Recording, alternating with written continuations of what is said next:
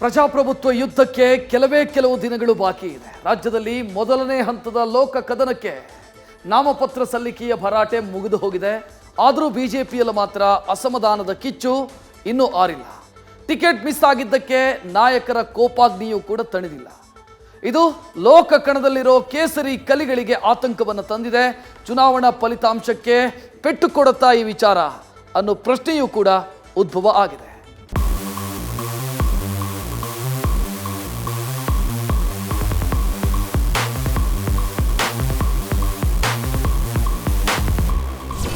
ಮನೆಯೊಳಗಿನ ಕಿಚ್ಚು ಮನೆಯ ಸುಟ್ಟಲ್ಲದೆ ನೆರೆಮನೆಯ ಸುಡುವುದೇ ಎನ್ನುವಂತೆ ಕೇಸರಿ ಪಾಳಯದಲ್ಲಿ ಟಿಕೆಟ್ ಸಿಗದಿದ್ದಕ್ಕೆ ಹೊತ್ತಿರೋ ಬೆಂಕಿ ಕಮಲ ಮನೆಯನ್ನೇ ಸುಡುತ್ತಾ ಎಂಬ ಪ್ರಶ್ನೆಯನ್ನ ಹುಟ್ಟುಹಾಕಿದೆ.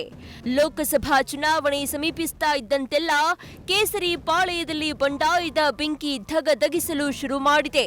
ಇದು ಕದನ ಕಲಿಗಳ ಎದೆಯಲ್ಲಿ ಸಣ್ಣಗೆ ನಡುಕವನ್ನ ಹುಟ್ಟಿಸಿದೆ.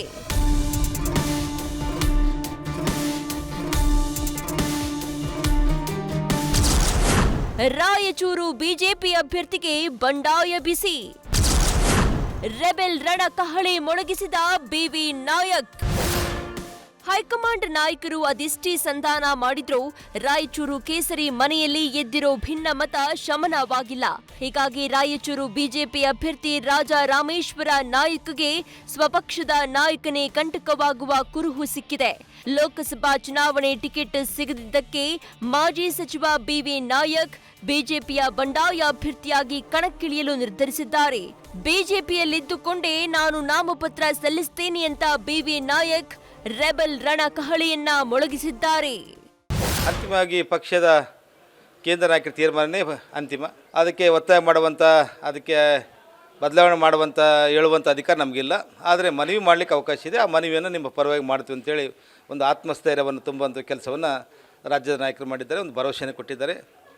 ಆ ನಿರೀಕ್ಷೆಯನ್ನು ಇಟ್ಟುಕೊಂಡು ನಾನು ಕೊನೆ ಕ್ಷಣದವರೆಗೂ ಕಾಯಲಿಕ್ಕೆ ಮತ್ತು ಪಕ್ಷದ ಪರವಾಗಿ ನಾಮಪತ್ರ ಸಲ್ಲಿಸಲಿಕ್ಕೆ ತೀರ್ಮಾನವನ್ನು ತೆಗೆದುಕೊಂಡಿದ್ದೇನೆ. ಏನು ವಸ್ತುಸ್ಥಿತಿ ಕ್ಷೇತ್ರದಲ್ಲಿದೆ, ಆ ವಸ್ತುಸ್ಥಿತಿಗೆ ಅನುಗುಣವಾಗಿ ಯಾವ ಕಾರ್ಯಕರ್ತರ ಮತದಾರ ಅಭಿಪ್ರಾಯ ಏನಿದೆ, ಆ ಅಭಿಪ್ರಾಯಕ್ಕೆ ಮನ್ನಣೆ ಕೊಡುವಂಥ ಕೆಲಸವನ್ನು ಪುನರ್ವಿಮರ್ಶೆ ಮಾಡೋದ್ರ ಮೂಲಕ ಒಂದು ಪಕ್ಷ ಏನಾದರೂ ತ್ವರಿತ ಸರ್ವೆ ಮಾಡಿ ಏನಾದರೂ ಮಾಡಿ ಒಂದು ಒಳ್ಳೆಯ ತೀರ್ಮಾನ ತೆಗೆದುಕೊಳ್ಬೇಕು, ಒಂದು ಅವಕಾಶವನ್ನು ಕೊಡಬೇಕೆಂಬ ವಿಚಾರದಲ್ಲಿ ನಾನು ಮನವಿಯನ್ನು ಮಾಡಿದ್ದೇನೆ. ಕೊನೆ ಕ್ಷಣದವರೆಗೂ ಪಕ್ಷದ ಒಂದು ಒಳ್ಳೆಯ ಆದೇಶ ಬರುತ್ತೆ ಅಂತೇಳಿ ನಾನು ನಿರೀಕ್ಷೆಯನ್ನು ಇಟ್ಟುಕೊಂಡಿದ್ದೇನೆ.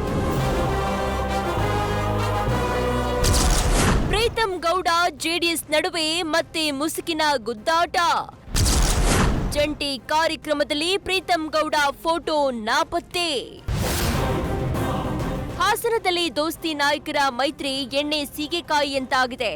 ಮಾಜಿ ಶಾಸಕ ಪ್ರೀತಂ ಗೌಡ ಪ್ರಚಾರಕ್ಕೆ ಒಪ್ಪಿದ್ರು ಅಭ್ಯರ್ಥಿ ಪ್ರಜ್ವಲ್ ಹೆಸರು ಹೇಳಲು ಹಿಂದೇಟು ಹಾಕಿದ್ದಾರೆ. ಇದರ ಬೆನ್ನಲ್ಲೇ ಬಿಜೆಪಿ ಜೆಡಿಎಸ್ ನಾಯಕರ ಸಮಾವೇಶದ ವೇದಿಕೆಯ ಬ್ಯಾನರ್ನಲ್ಲಿ ಪ್ರೀತಂ ಗೌಡ ಫೋಟೋವನ್ನ ಕೈಬಿಡಲಾಗಿದೆ. ಈ ಮೂಲಕ ದಳಪತಿಗಳು ಪ್ರೀತಂ ಗೌಡಗೆ ಕೌಂಟರ್ ಕೊಟ್ಟಿದ್ದಾರೆ. ಆದ್ರೆ ಮಾಜಿ ಸಿಎಂ ಕುಮಾರಸ್ವಾಮಿ ಮಾತ್ರ ಇದನ್ನ ಅಲ್ಲಗಳೆದಿದ್ದಾರೆ. ಗೊತ್ತಿಲ್ಲ, ಅದು ಅವರ ಲೋಕಲ್ ಹಾಕತ್ತಾರ. ಈಗ ನಮ್ಗಳದು ಎಲ್ಲ ಕಡೆ ಹಾಕ್ಲಿಲ್ಲ ಅಂತೇಳಿ ದೊಡ್ಡ ಇಶ್ಯೂ ಮಾಡಕ್ಕಾಗತ್ತಾ? ಅವ್ರು ಲೋಕಲ್ ಅವ್ರು ಯಾರ್ಯಾರು ಬೇಕೋ ಹಾಕೊಂಡಿರ್ತಾರೆ. ಬಿಜೆಪಿ ಶಾಸಕರೇ ಬಿಜೆಪಿಲೇ ಇದ್ದಾರೆ, ಅವ್ರು ಕಾಂಗ್ರೆಸ್ ಕೆಲಸ ಮಾಡ್ತಾ ಇಲ್ವಾ? ಅದನ್ನೇ ಎಲ್ಲ ಸೀರಿಯಸ್ ಅಂತ ತಗೊಂಡಿಲ್ಲ. ಇನ್ನು ಇದನ್ನ ಯಾಕೆ ಸೀರಿಯಸ್ ಆಗಿ ತಗೋಬೇಕು? ಪದೇ ಪದೇ ಯಾತಕ್ಕೆ ಪಾಪ ಆ ವ್ಯಕ್ತಿ ಹೆಸರು ತಗೋಬೇಕು? ನೆನ್ನೆ ಅವ್ರು NDA ಪರವಾಗಿ ಕೆಲಸ ಮಾಡಿದ್ದಾರೆ, NDA ಅಭ್ಯರ್ಥಿಗೆ ಓಟ್ ಕೊಡಿ ಅಂತ ಹೇಳಿದ್ದಾರೆ. ಮತ್ ಪಾಪ ಅವ್ರನ್ನ ಯಾತಿಗೆ ಮತ್ತೆ ತರಬೇಕು?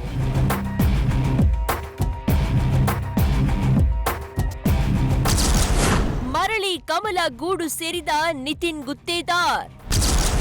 ಸೋದರ ವಾಪಸ್ ಬಂದಿದ್ದಕ್ಕೆ ಮಾಲಿಕಯ್ಯ ಮುನಿಸು.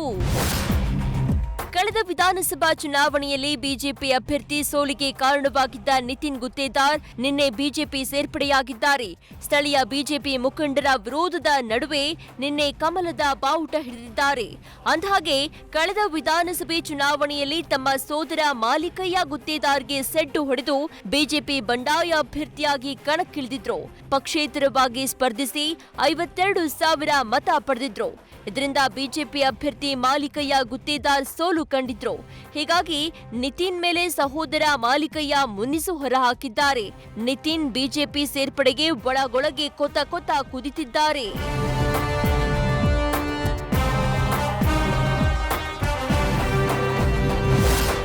ಒಟ್ಟಾರೆ ಚುನಾವಣೆ ಹೊತ್ತಲ್ಲಿ ಬಿಜೆಪಿಯಲ್ಲಿ ಎದ್ದಿರೋ ಬಂಡಾಯದ ಬೆಂಕಿ ಕಮಲ ಮನೆಯನ್ನೇ ಸುಡುವ ಸುಳಿವು ಕೊಟ್ಟಿದೆ.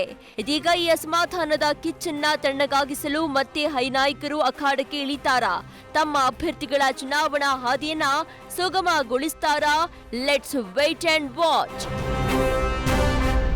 News first bureau. News first ನಿರ್ಭೀತಿಯಿಂದ ನಿಮ್ಮ ಪರವಾಗಿ.